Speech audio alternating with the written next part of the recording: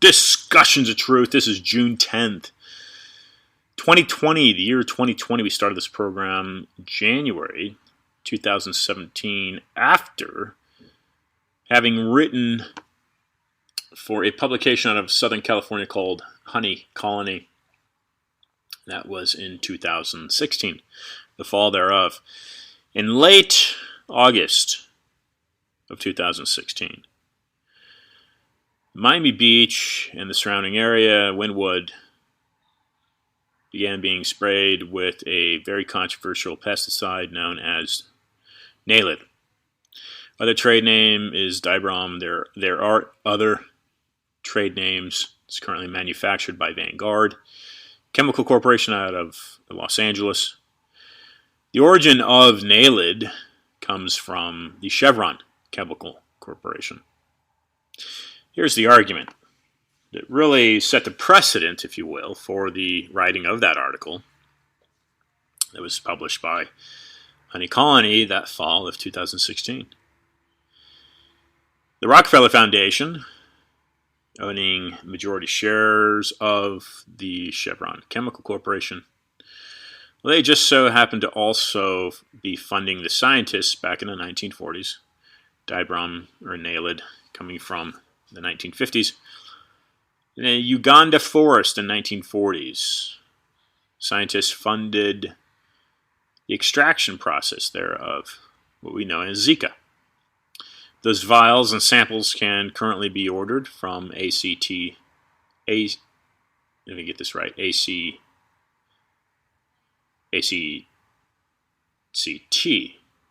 Okay, I think I've got the acronym incorrect, but it's ACTT, I think it is. It's a laboratory out of England where you can, if you have proper credentials, you can order yourself a vial of Zika, the Zika virus to study. Maryam Henein will be joining us for a fourth time now on the program today.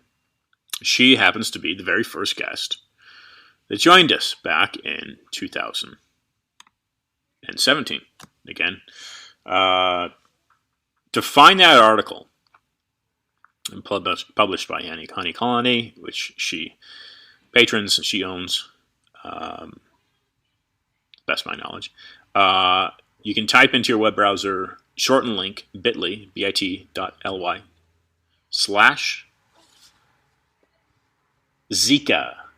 capital Zika, Miami Beach, capital M and B. Type that in your browser and you can read that article. All right, so what a world we have now, changing from those very few years coming up now on the fourth year of doing this program. The second hour, Discussions of Truth, will be joined by Temple Grandin, overcoming challenges by autism spectrum disorder. Temple Grandin obtained a BA from Franklin Pierce College and MS in animal science at Arizona State University and a PhD in animal science from the University of Illinois. Yes, she has obtained a doctorate from her hard work. She is autistic. She'll be joining us the second hour. The first hour here, coming up in a few moments, Maryam Henein. She's a native of Montreal, Quebec.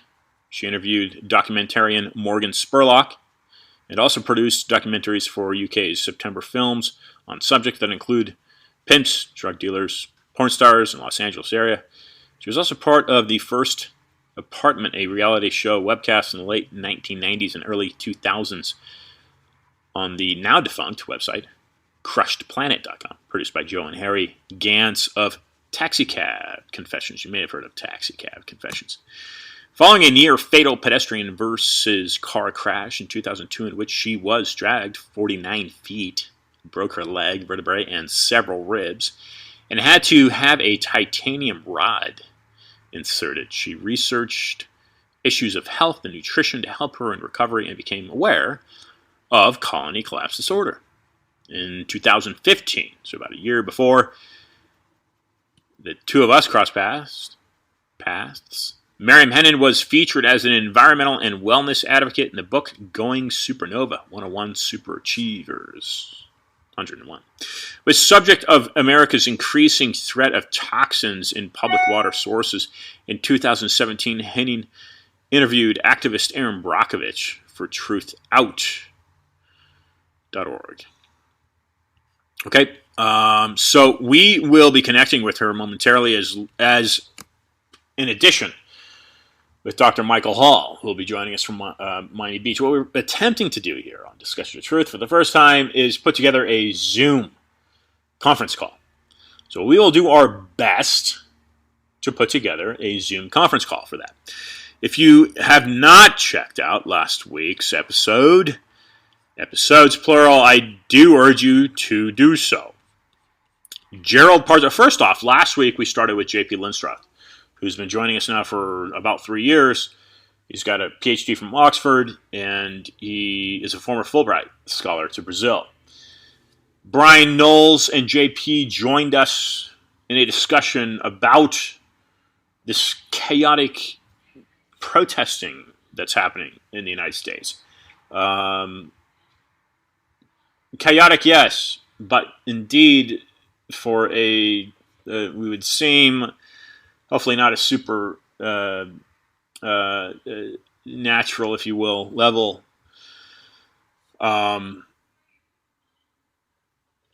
Important cause.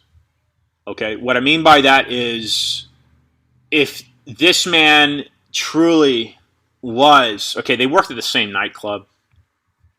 I'm talking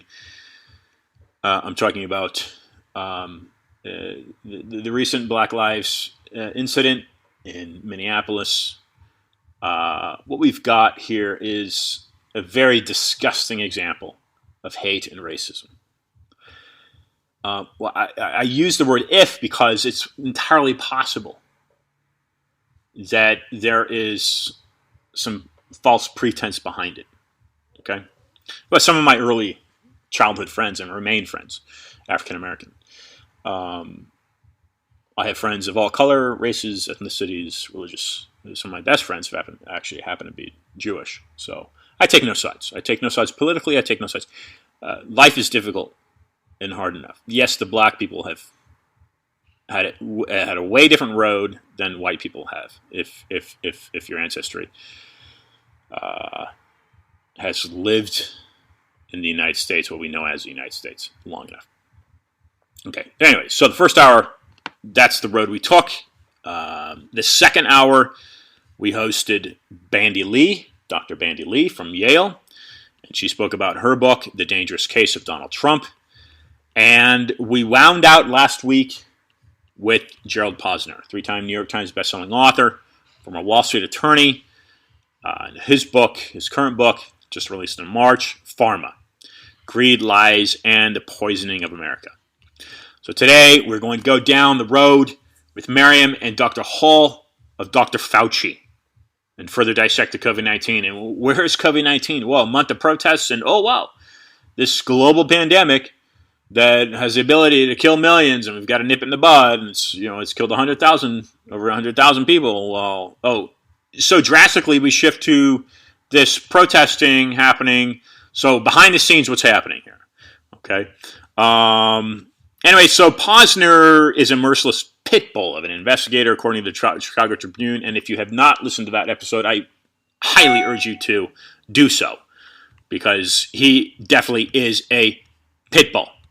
All right, going to connect now on Zoom. Let's make an attempt here to see if Maryam and Dr. Hall are there. So connecting to Zoom here. Let's give this a shot here. Okay, I think I'm the only. Let's see here. This is a discussion of truth. We're connecting with Maryam Henein, we hope, in the Zoom broadcast here. Let's see here.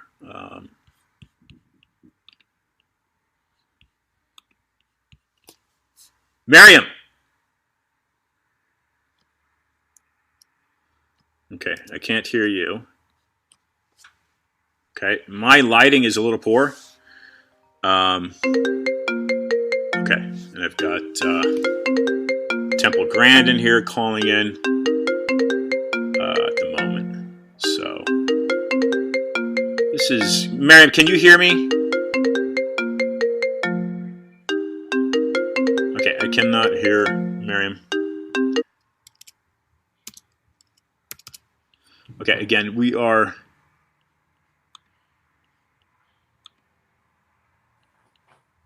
Maryam, can you hear me now? Oh, I can hear you. Fantastic. Hi, Maryam. How are you? Hi, Ian. Good to connect with you. All right, so let's try to bring in Dr. Hall. I am bringing him now. Oh, excellent. I know my lighting is a little off here. Your lighting is no. It's not good at all. Okay, my lighting's bad. Let me see if I can. Let me see if I can bring in a light here. Hold on a minute. Michael, are we gonna see you?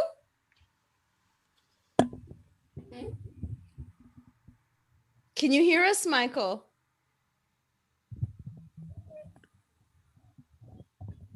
Connecting to audio system. Hold on, Maryam.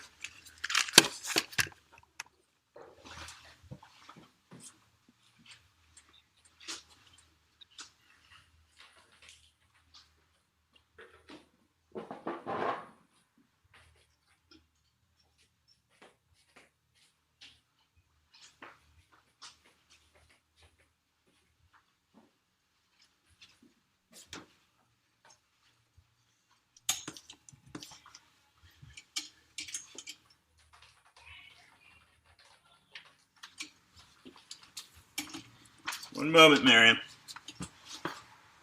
Sorry.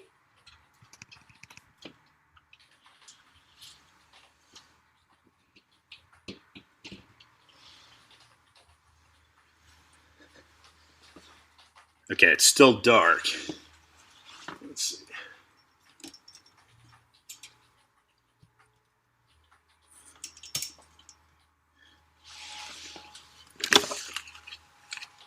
Okay, I think that's the best I can do at the moment.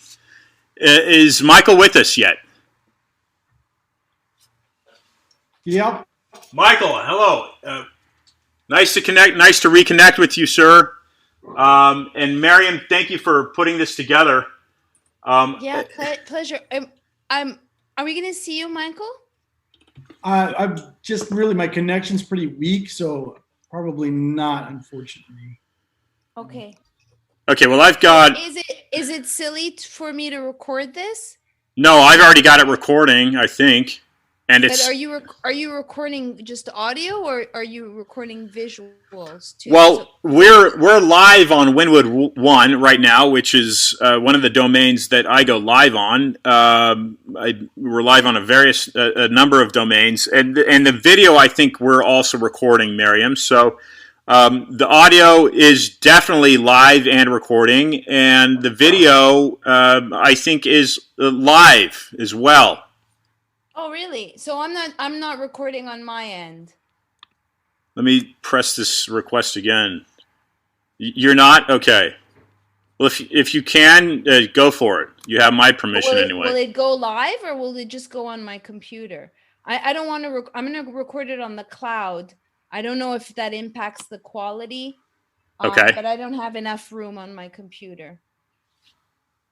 Yeah. Well, it doesn't. It's okay. I don't think it's just recording and then retransmitting it and posting it is probably fine. Okay. Maryam, thanks for putting this together. And how are you? Thank you for putting it together. I think that Zika put us together. Well, yes, that's exactly right, and I think that's where we want to definitely focus on for the moment. Michael joined the program just a few weeks ago, and Maryam, you had found me via Twitter, and of course that was just a few months before I began out of the Winwood Radio studios. Doing the weekly show on Wednesdays, at 5 o'clock. But because of the COVID-19 for the past few months, I've now started my broadcast some days on Wednesdays as early as 3 o'clock Eastern Standard. Last week we started at 3 o'clock. J.P. Lindstruth and I, he's got a PhD from Oxford. And then Dr. Bandy Lee joined me at 4 o'clock. And then Gerald Posner, who Michael, by the way, is located right there in Miami Beach. He's a 3-time New York Times bestselling author, former Wall Street Journey. He's written a book, Simon Schuster, called Pharma, Greed, Lies, and the Poisoning of America. That's his most recent book. His JD is from Cal Berkeley. So he was on the show with me last week, but I think I also may have mentioned this to you, Michael, that Maryam was actually my very first guest. So we called that episode, and we went by that name for a little while, Maryam. It was called the Florida Sun and Spray Show, and it's evolved into what is now known as Discussions of Truth. But you're nodding your head. You have a comment? Go for it, Maryam. Well, one, I want to congratulate you to how far you've come, and maybe to just for me to put things in context from my perspective, that I was covering Zika and wrote several stories and found you who was being poisoned. Yes. And going to the city council to plead for people for them to stop spraying Naled overhead, which is a travesty.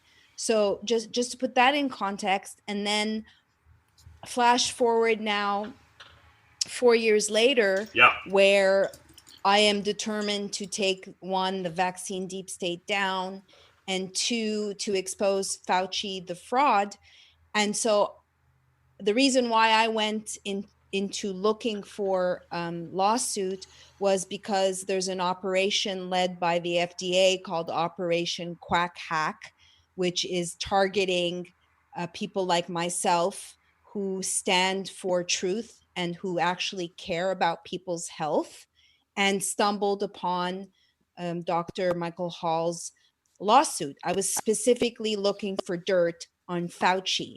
So when I found that, wow, it has to do with Zika, I know a little thing or two about Zika because I've covered it and wrote 4 or 5 stories. This extra layer regarding the NIH and the $1.1 billion that they got from this particular scamdemic is so I called Michael the next day, not knowing if he would talk to me, just kind of being moved, just call.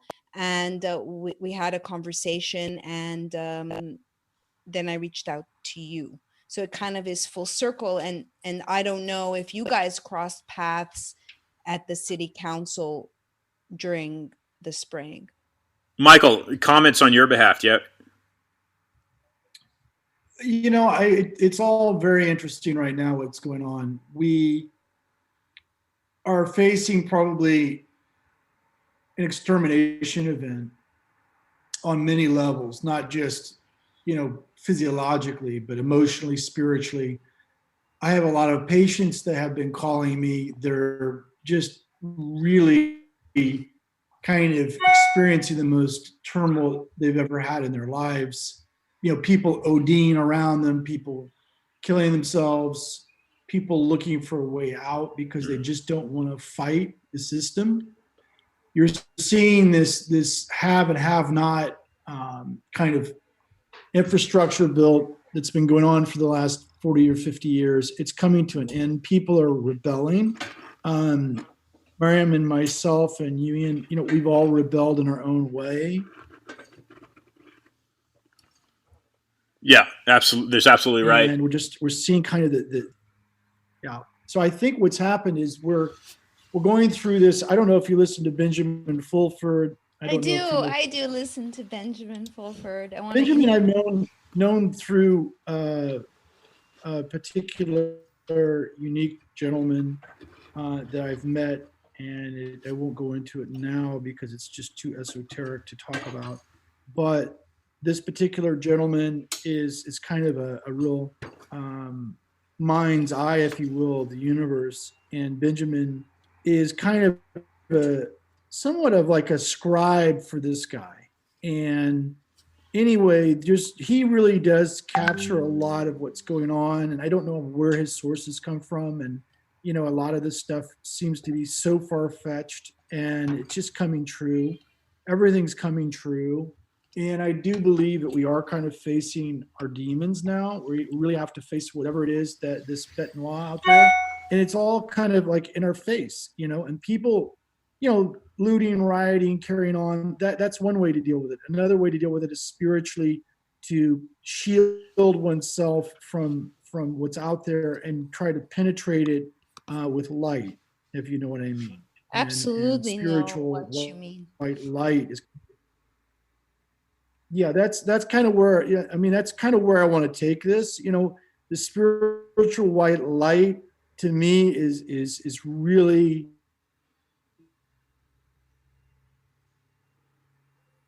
Did we lose you, Michael? We may have lost him there. So Maryam, anyway, let Michael come back in here. Did you hear me? I guess. No, you faded out very conveniently as these glitches seem to happen.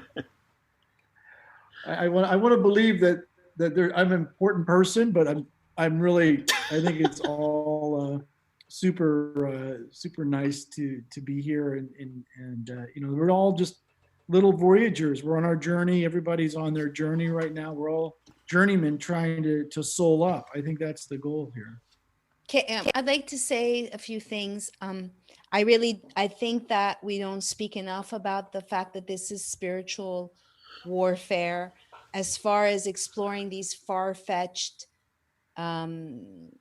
ideas, or whatever you were saying is far-fetched. Really, like, we're in uncharted territory of Bonkerville, and things are coming up to the surface. My wish is for people to exercise kindness and for people to explore my philosophy, which is know thyself, and to realize that there's a lot of projection going on and that we're not going to solve, personally, I don't think, by acting like juvenile delinquents.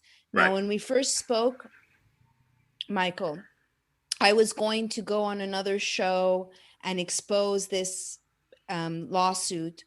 And the person that I was going to speak to was jarred by the fact that at some point you had mentioned going to the CDC and basically, like, I don't know if setting on fire or whatever. I don't stand for violence. I think that, and I'm not saying you do, but that was his trepidation to have you on the show, even though I think the focus in that regard was like exposing Fauci, that these people, Anthony Fauci hasn't practiced medicine.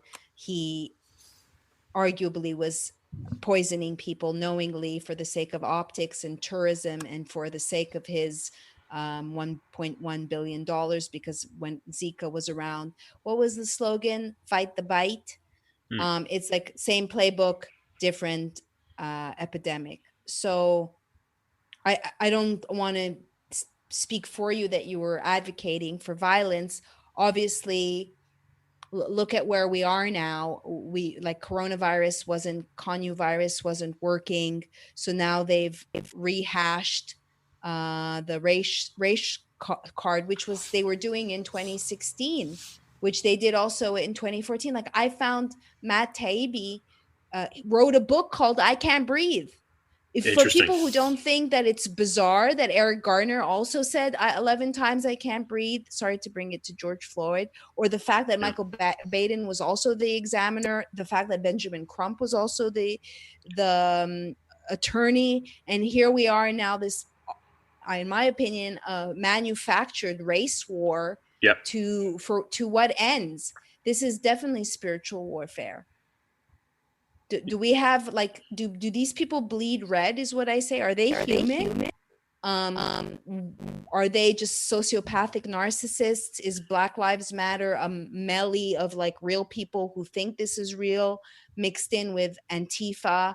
mixed in with Black Lives Matter, which is backed by George Soros. And like now they're asking to defund the police. They've showed us clearly that we need police, because is this the way that civil, sophisticated, spiritual beings behave?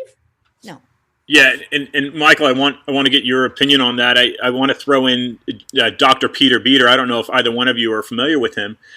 He was an economic advisor under JFK, and he was talking out in the early 70s and mid 70s about exactly what you're suggesting, Maryam, and even what you've alluded to, Michael, and that this is a spiritual issue. So how much does artificial intelligence come into play here? And in the 70s, Peter Beater, who was one of the top lawyers in D.C., started talking out about this, and he's addressing robotoids and what various military regimes in the technology realm had in their power back in the 1970s. Let's also not forget Nixon taking away the gold standard in 1971. But getting back to we can get into artificial intelligence and that sort of thing. We want to, obviously, Michael, it sounded like you wanted to go the spiritual route and get into that a little bit. Of course, the main topic is our health, right? And the main topic is this international what is a pandemic, and the rebound thereof it, and how we've gone in such a quick and swift motion of being on total lockdown nationally and internationally, really, apart from countries like Sweden, to this kind of enforcing of and suggesting of getting out and protesting against against this racial incident. How we could go from the two extremes so quickly, and of course being media induced in large part. But Michael, from Maryam's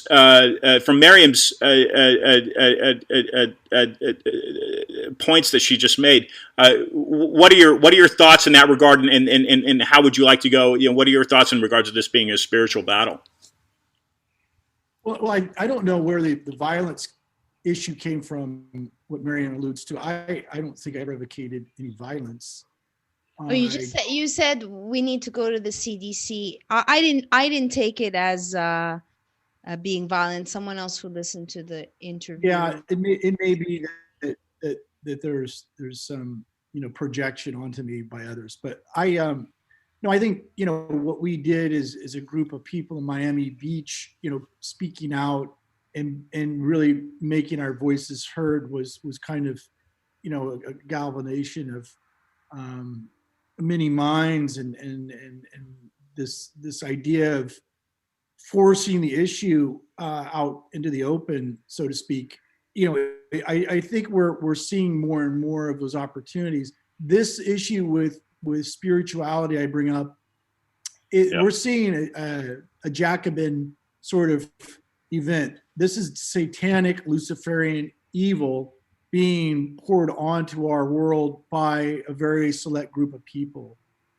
And as you know, in the French Revolution, it was very violent. And if you did not adhere to being called citizen and voicing the party line, you were guillotined. And I think that's where we're headed. We're headed toward, and that was Luciferian and satanic. That was Masonic in a lot of ways as well. And I think they all go hand in hand in the sense that we are repeating a cycle, if you will, of this revolution, this social revolution, this spiritual revolution. I do believe this is the setup for the last act. Some people want to call it the kind of end times. I want to call it a Hopi Indian sort of cycle that we're experiencing. We're seeing this peevish sort of masochistic machismo that this small bunch of men want to rule the world, and some women too. I think that's exploding onto the scene right now. Everybody is seeing that poison for what it is. I think there are people out there that we can talk about, but that's not important. What's important is coming up with a solution and realizing that whether it be Zika or COVID or whatever, we're being artificially Yeah. kind of puppeteered in a way, Yeah. and I think we have to realize that we've got to take things into our own white light, if you will, bathe that issue in white light, and let that stuff just dissolve. And I think it will, if there's a significant majority of humans that are willing to do this. I don't know if we can get that critical mass, to where we need it, but I think that's the goal ultimately. So before you respond, Maryam, I want listeners to understand a little bit of the background. Michael, you joined Discussion of Truth just a few weeks ago, and it just came together that the three of us were on the same page here with this one. So kudos for all of this for that having happened. But for listeners to get back and understand a little bit of the background here with Dr. Hall. Michael, would you please give a little bit of background on this Dr. Fauci lawsuit that you have going for listeners to understand that a little bit better? Well, the 3,000, or 30,000 or 10,000 foot view, whatever you want to call it, it's basically pretty simple. I went about going after Fauci, Rick Scott, and the present mayor, Jimenez, and the previous vice mayor, Elena Hudak, for one reason, and that was they were continually promulgating the idea of spraying NALED on our biome, on our biosphere in Miami, affecting plant life, animal life, human life. That was their tenet. Because of Zika, they decided they were going to take this spray route, this organophosphate poison route, versus any other route to control mosquitoes. And we couldn't bear the idea of being poisoned. And small group, a band of us, wanted to sue them early on during the Zika epidemic, and nobody would come forward. Nobody wanted to put their neck out. And we're talking about a group of people, about 15 people. So anyway, so we ended up doing it between myself and my neighbor, and it was enough to get a significant amount of inertia from a judge to force the city of Miami-Dade County to sit down, which they refused to, but sit down with us and try to stop spraying. Anthony Fauci was sued. He never showed up. The United States government never made an appearance on his behalf, nor did Rick Scott, although Rick Scott's, the state attorney for Rick Scott did contact us, but neither one of them appeared in court, which is beyond me because, normally you expect if you're served, you got to go to court, but they didn't have to go to court, I guess, right? So that's kind of where it was left in that little sort of place where the judge asked us to mediate. The city of Miami-Dade did not do that. They refused, but it seems to have been enough to have them stop spraying. The lawsuit was ultimately dismissed, I believe, with prejudice, based on the fact that parties just kind of disbanded. We did send a letter to the judge. The judge kind of made it very clear that if it were to recur, to come back, but I don't think that the lawsuit is active right now. But it was enough to get us kind of to shake the tree, to get them to stop behaving badly, so to speak. So, Maryam, I find it. I was looking at a Derek Chauvin case in 2006, and that was dismissed without prejudice. Just that term, without prejudice. So just can you clarify for people what that distinction is? With prejudice means that you cannot file again? With and without prejudice, that's an interesting legal term. Yes, it is. It basically says to whoever's looking at that particular lawsuit that's reached its final point, that it cannot continue. I believe that we reached that point because there are two things the judge was kind of a little bit upset at. We didn't have representation, which I thought was interesting, but we were pro se. He did not like that. And number two, we had really no way to force anyone's hand in the mediation. So we really couldn't get a discussion going. And because it kind of failed on that level, and we didn't come back with an attorney, I think that the judge just decided that he washed his hands of it. I do believe it was with prejudice. I'm not 100% sure though.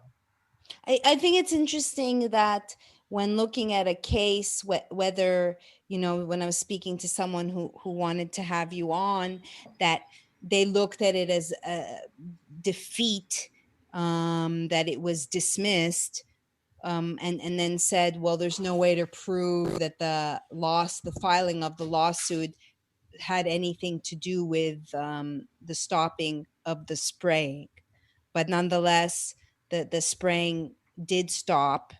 And a year later, from my understanding of what you told me, thereabouts, because they sprayed in 2016 and 2017, Right.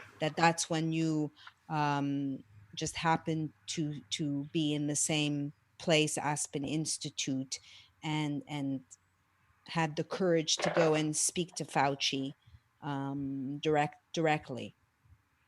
Yes. Yeah. And I don't know what the city's mind. I had multiple conversations with Elena Hudak, never with Carlos Jimenez. Who are those people?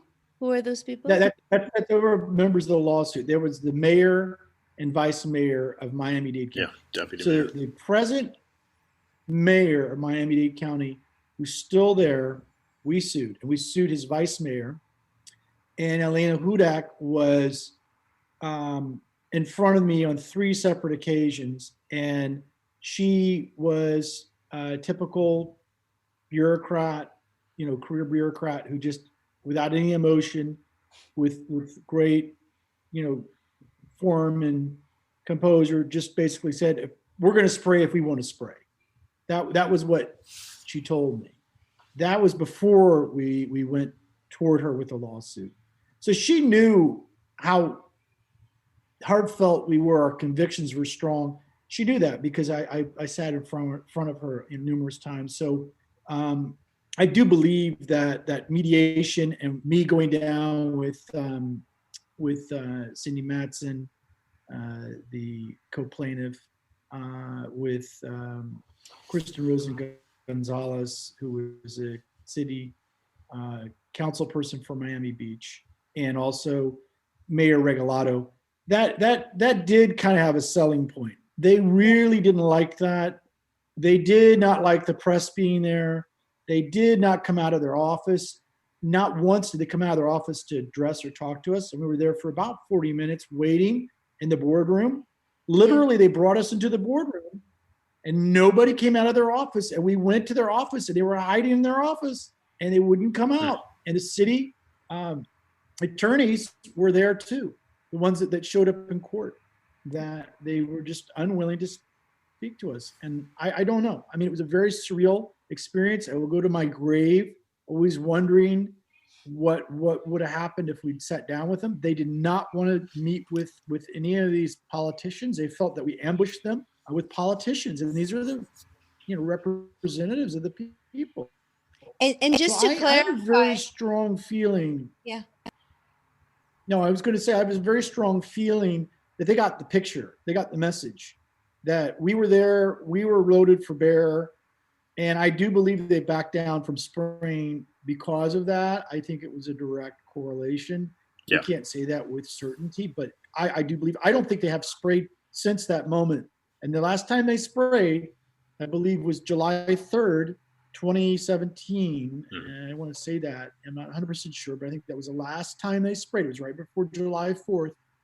And that was it. So there seems to be, I don't know, quite honestly, who in the state of Florida is spraying right now.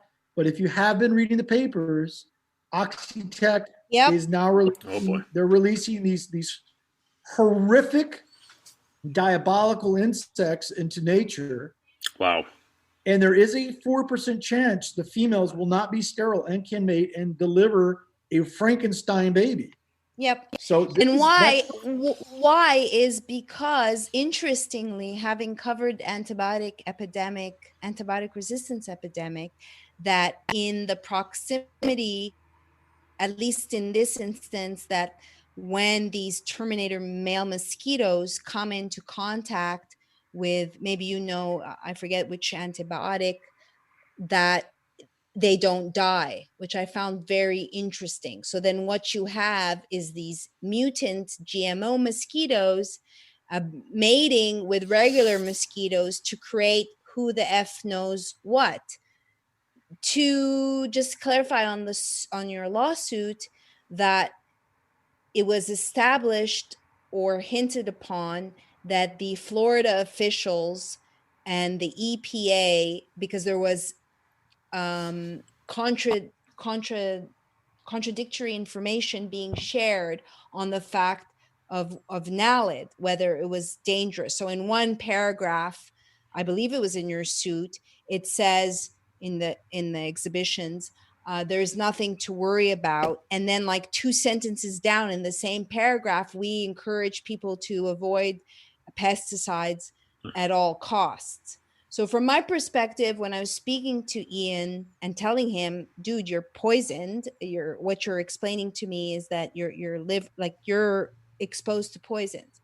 I made Vanishing of the Bees. My whole life, since then, is dedicated to the message of the bees. And that is to tell people that we are the bees that are slowly being poisoned by sublethal doses, and that now includes genetically modified inorganic information, because we're being flooded with disinfo. So from my perspective of having also been sprayed by chemicals, ironically at an environmental film festival by accident, and then being diagnosed with lupus and fibromyalgia, which I reversed, it's like I can't even imagine my children going into a pool after supposed spraying is gone and then getting sick, or having, if I saw planes overhead, I would just freak the F out. Yeah. So I can't even imagine what it would be like, and to see Ian and speak to him, and to go to the council, the city council, and for people to be begging, please don't poison us.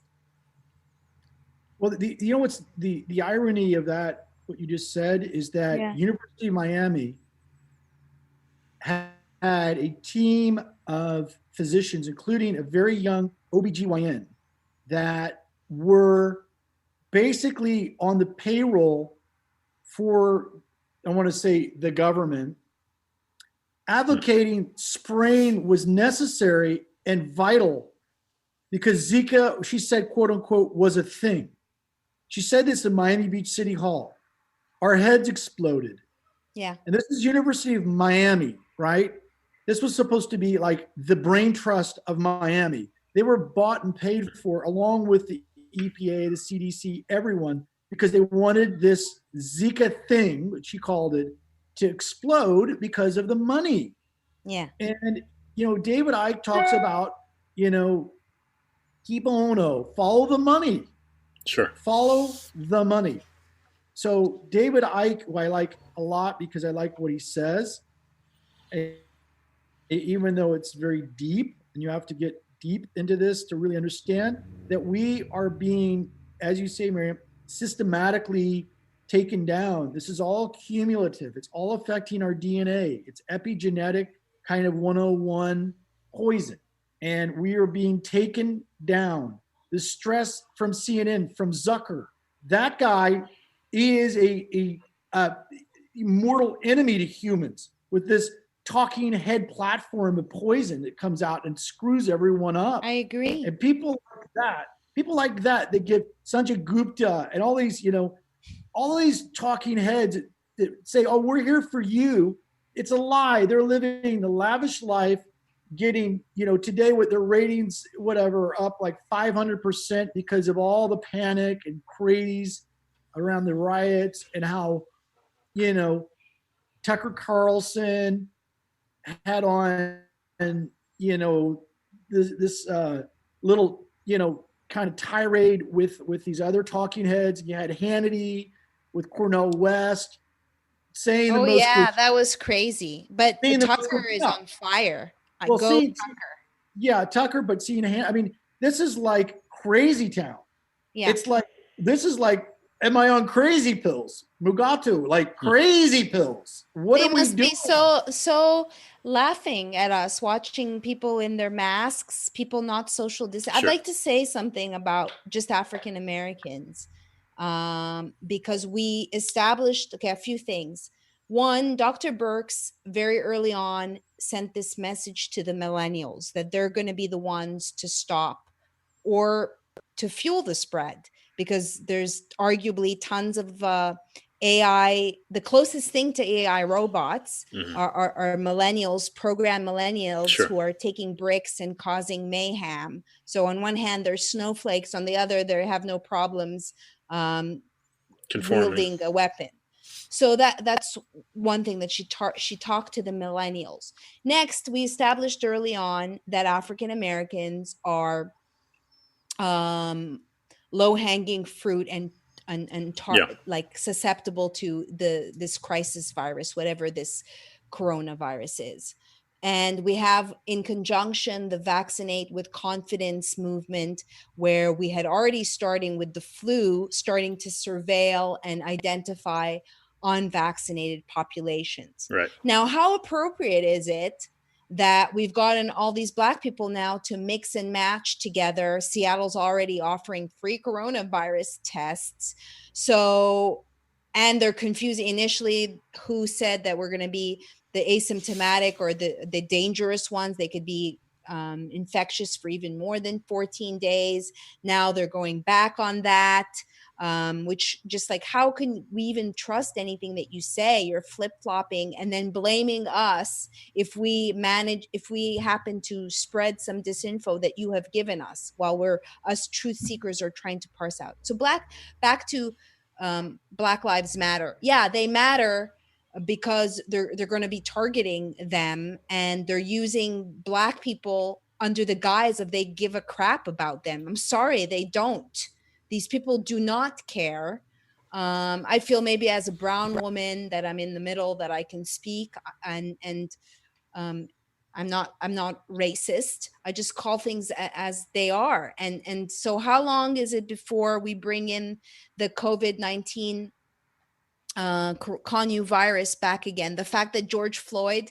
So one thing, I'm sorry, I'm digressing, but just like April 4th, he was supposedly diagnosed with being COVID-19 positive with a crappy PCR test. And really? So was he under quarantine? Was his fiance / girlfriend under quarantine? When did this happen that Georgie went to the doctor and then again they swabbed him on the table? And so that's to keep that's a very poignant point. They want to keep the COVID-19 in the mix of this attack. And of course, they're not just going after African Americans. We are all useless eaters to the globalists. Right. Yeah, Michael. That's a really good point. I mean, do you see a tie-in? Clearly, Maryam does. Do you see a tie-in between the COVID-19 theoretical threat, if you will? Of course, it's not a theory. It is killing people. But it's clearly also being used. Perhaps the argument is for a wider agenda. I think when you and I spoke, I addressed the Microsoft patent W0-2020-606060, which is a cryptocurrency patent recently awarded to Microsoft to mine cryptocurrency off of microchipped human beings. And so, does that make the Bill Gates movement to microchip people and this tracing effort? Does that make that a clear? Is there a clear agenda, perhaps, from that minuscule identification? What is, if you see one, Michael? What is the tie-in here? Piggybacking off of where Maryam left off, what is the tie-in between this supposed race war, which is frankly disgusts me. I have friends of all gender identification or sexual orientations, black, white, Asian, whatever, Jewish. Some of my best friends have been Jewish, so I don't draw any line regarding ethnicities and that sort of thing. This is clearly being used to do what? Do you see a tie-in there, Michael? As Maryam is alluding to, is this making sense to you in some type of an agenda push in your view, Michael? Yes, I do see a tie-in. I do believe that this is part of a very high-level approach toward creating a prison planet based on a technocratic technocracy. Basically, you're talking about a lot of things here, but they all tie in together. We have a push by a global politic that wants to take down populism and this idea of people power. They're using the idea of Black Lives Matter and piling on into that all kinds of other motives to get people, of course, to do a lot of things that are not necessary and counterproductive. The issue with coronavirus, it is very well established now. Even I believe the past head of MI6 has come out and said this is a bioweapon. It came out of a Chinese lab. There's no question that this was created. It's attacking the porphyrin molecule of hemoglobin. We talked about this on the last program. It has a profound effect on the way hemoglobin and oxygen work together. I had a Mexican physician friend of mine send me a video of a man who was in oxygen saturations of 30 with a heart rate of 170, still talking, and he died within about an hour of him being attended to. It's real. There is no question. I know Alex Jones and some of the fringe alt-right media, if you will, are saying this is a scam. This is not real. The coronavirus it's all fiction. It's not. It's real. It's been created. It was used, however, subtly or not, to create enormous economic, social distress, which is what U.S. Army manual regarding bioweapons talks about. It is everywhere on every a piece of our planet. Every country seems to have it, except for a couple of places. But it's everywhere. How did that happen? Why is it 18 times more likely for you to get it inside than outside? What's going on with this thing? Why does it attack some people more than others? It's really interesting. I don't think there are two different strains. Do you agree that? Because I believe there's two different. Oh yeah, there's an L and an S. Or more than that, actually. Yeah, now. there's about 80 or 90 now. It's mutating. Yeah. Some experts say it's becoming more virulent toward children, less virulent toward adults. Who knows? We just saw a rise in all the southern states. Is that because of the protests, or is that just because it's mutating? Right. Who knows?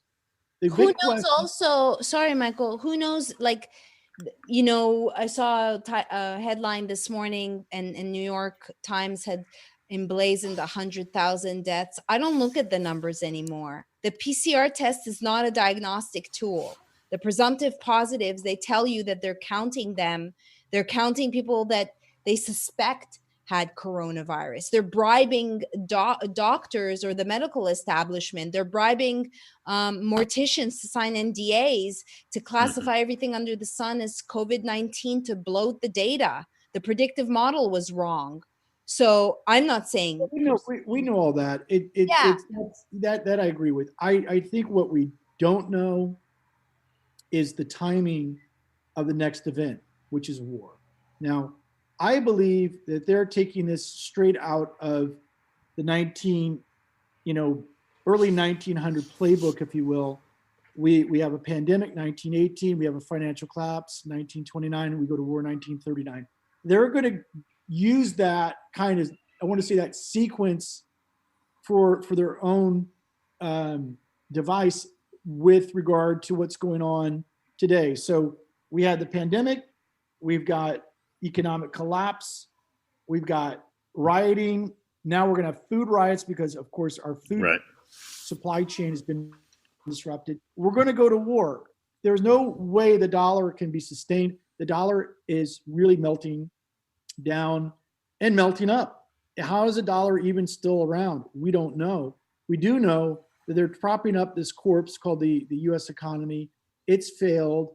They've tried to take down Donald Trump, the deep state, so to speak. That coup failed. They're going for broke. They are going all the way. They have to take us to war. That's the only way that any of this is going to stop, because that's how they solve it, right? It's very Hegelian.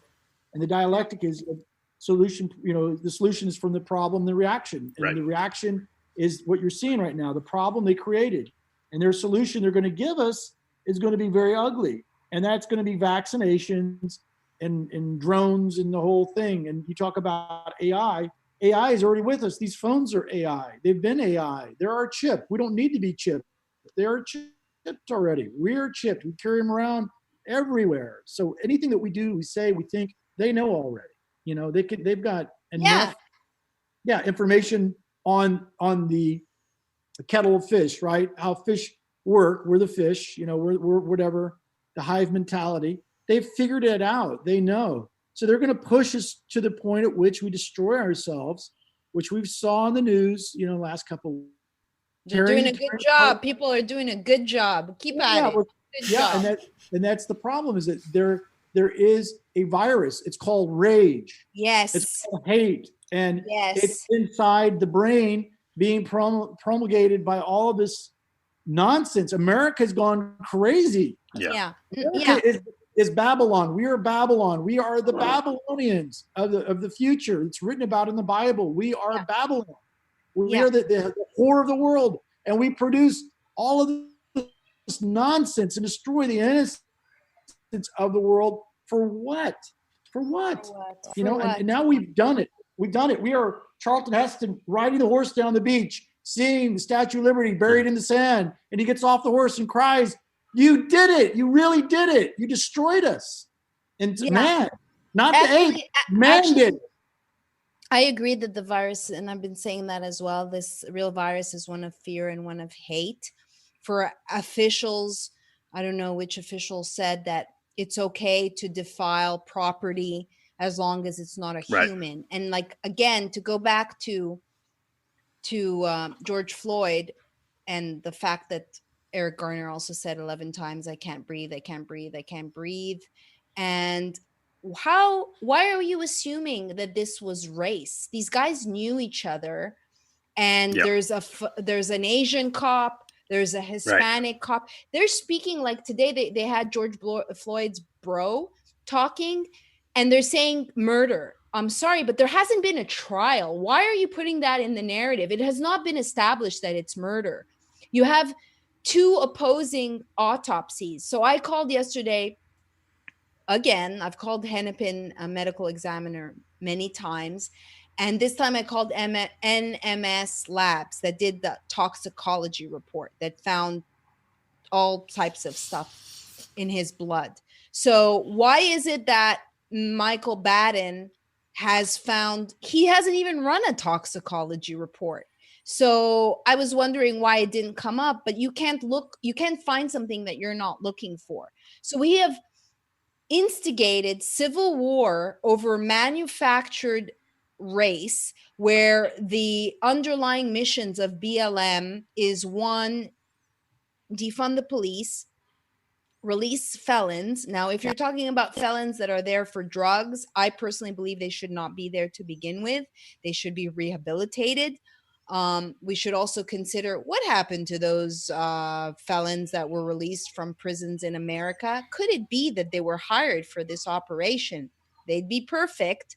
Are we asking that? 3, another mission is to really deconstruct the nucleus, the family unit. That is one of their mission goals. So the fact that people just are mindlessly getting caught up and protesting, and white people are getting down on their knees. Like if someone came and said like, Yeah.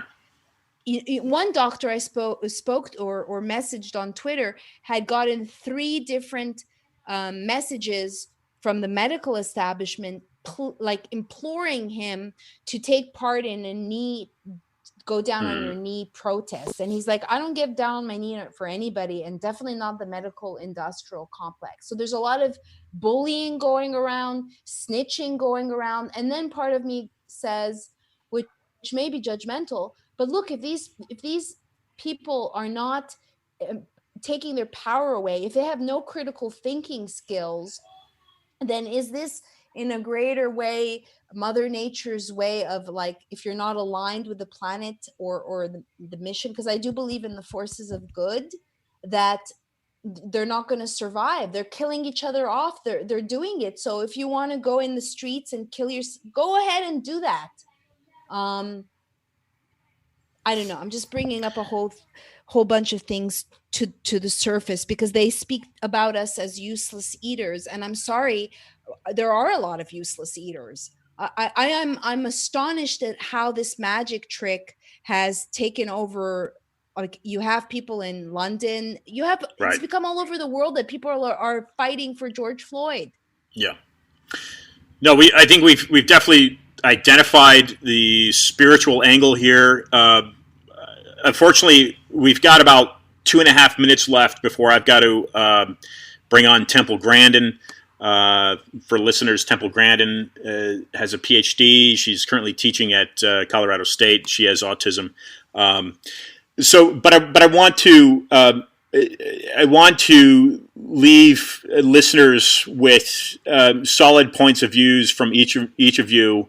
And I thank both of you Michael, thank you for rejoining in such a short notice. And Maryam, this is your 4th time joining the program, and you're a stalwart, you're a rock star in my view. Both of you are, of course.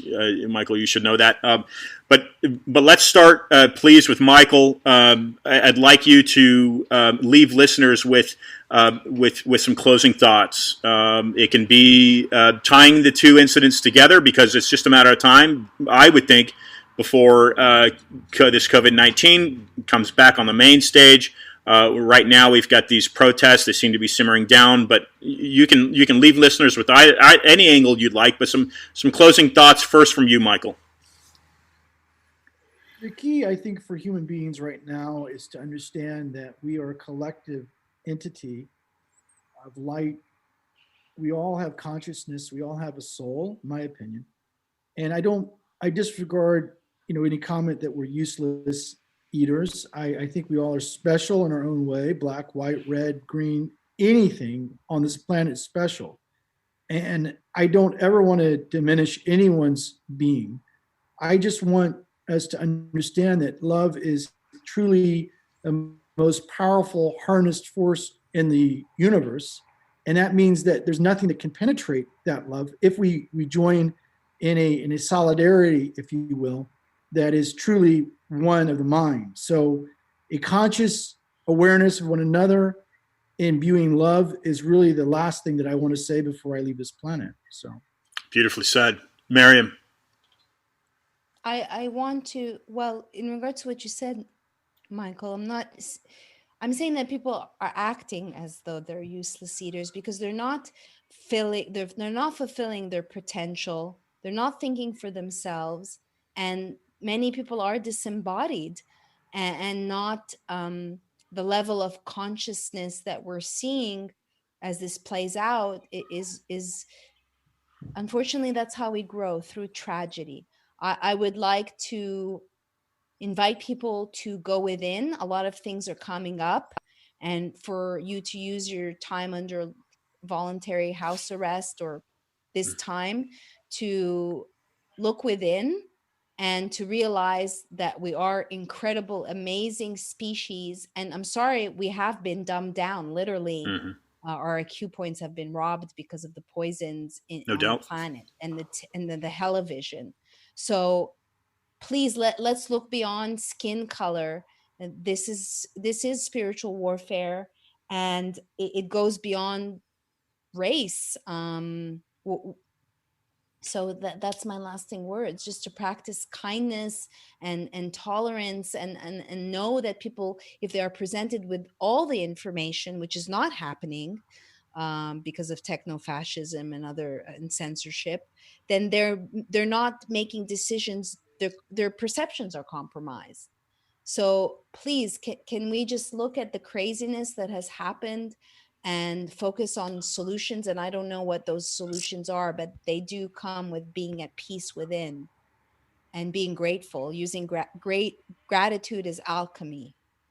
Wonderful. Thank you, Maryam. And I agree with you both. There's not a more important time, certainly in the American, as is referred to commonly as the experiment. It seems to be a successful experiment now, but it's up to us to not be divided and certainly unify.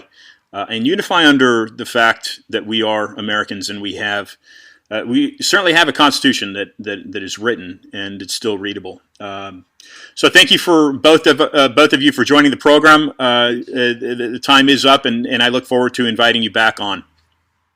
Thank you. Thank you, Michael. It was good to speak with you again. Blessings. Blessings, Ian. Thank you so much. God bless everyone. Yeah, God bless everyone. Thank you.